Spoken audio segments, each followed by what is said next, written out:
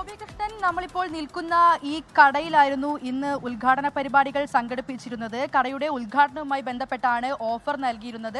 Trend factory എന്ന ചെരുപ്പ് കടയാണ് ഉദ്ഘാടനത്തോടനുബന്ധിച്ച് ഓഫർ നൽകിയത്. അതായത് ആദ്യം ഒരു രൂപ നോട്ടുമായി ആദ്യം വരുന്ന 100 പേർക്ക് ഷൂവും അതേപോലെ പിന്നീട് വരുന്ന 100 പേർക്ക് വാച്ചുമാണ് ഓഫർ നൽകിയിരുന്നത്. ഇത് വ്യാപകമായി തന്നെ ഇൻസ്റ്റഗ്രാം ഉൾപ്പെടെയുള്ള സാമൂഹ്യ മാധ്യമങ്ങളിൽ പ്രചരിക്കുകയും ചെയ്തു. ഇതോടുകൂടിയാണ് പല ജില്ലകളിൽ നിന്നും, അതായത് കാസർഗോഡ്, കണ്ണൂർ, വയനാട് ഉൾപ്പെടെയുള്ള പല ജില്ലകളിൽ നിന്നും കോഴിക്കോട്ടേക്ക് ആളുകൾ എത്തി തുടങ്ങി. ഇന്ന് പുലർച്ചെ 5 മണിക്ക് മുമ്പ് തന്നെ ഈ ഒരു ഷോപ്പിന് മുമ്പിൽ വലിയ രീതിയിൽ ആളുകൾ എത്തിയിരുന്നു. നമ്മൾ ഈ കാണുന്നത് മാനാഞ്ചിറ വൈക്കം മുഹമ്മദ് ബഷീർ റോഡാണ്. ഈ റോഡെല്ലാം അതിരാവിലെ മുതൽ തന്നെ പൂർണ്ണമായും ഒരു സ്തംഭിച്ച അവസ്ഥയിലായിരുന്നു. കാരണം അത്രമാത്രം ജനങ്ങൾ ഉള്ളതുകൊണ്ട് ഒരാൾക്ക് പോലും വാഹനവുമായി ഇതിലൂടെ കടന്നു പോകാൻ വേണ്ടി സാധിച്ചിരുന്നില്ല. അത്തരമൊരു സാഹചര്യത്തിലാണ് പോലീസിന് ഇവിടെ എത്തേണ്ടി വന്നത്. രാവിലെ കട തുറന്നതോട് കൂടി ആളുകൾ കടയിലേക്ക് തള്ളിക്കയറാൻ വേണ്ടി ശ്രമിക്കുകയായിരുന്നു. 200 പേർക്ക് നൽകിയ ഓഫറിന് 2000-ഓളം പേരാണ് ഇത് ഈ കടയ്ക്ക് മുമ്പിൽ എത്തിച്ചേർന്നത്.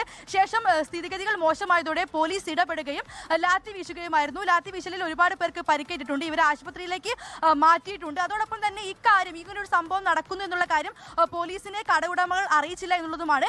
വ്യാപകമായി തന്നെ ഈ വീഡിയോ പ്രചരിച്ച സാഹചര്യത്തിൽ ഒരുപാട് പേർ ഇവിടെ എത്തുമെന്നുള്ള കാര്യം കട ഉടമകൾക്ക് ഊഹിക്കാവുന്നതേ ഉണ്ടായിരുന്നുള്ളൂ. പക്ഷേ അക്കാര്യം ഒന്നും നിയന്ത്രിക്കാനുള്ളൊരു യാതൊരുവിധ നടപടികളും ഇവിടെ കട ഉടമകൾ നടത്തിയില്ല എന്നുള്ളതാണ് ഏറ്റവും പ്രധാനപ്പെട്ട കാര്യം. എന്തായാലും സംഭവത്തിൽ കട ഉടമകൾ ഉൾപ്പെടെ 6 പേർക്കെതിരെ ടൗൺ പോലീസ് കേസെടുത്തിട്ടുണ്ട്. പൊതുഗതാഗതം തടസ്സപ്പെടുത്തി അനാവശ്യമായി സംഘം ചേർന്ന് ഉൾപ്പെടെയുള്ള കാര്യങ്ങളാണ് ചുമത്തിയിരിക്കുന്നത്.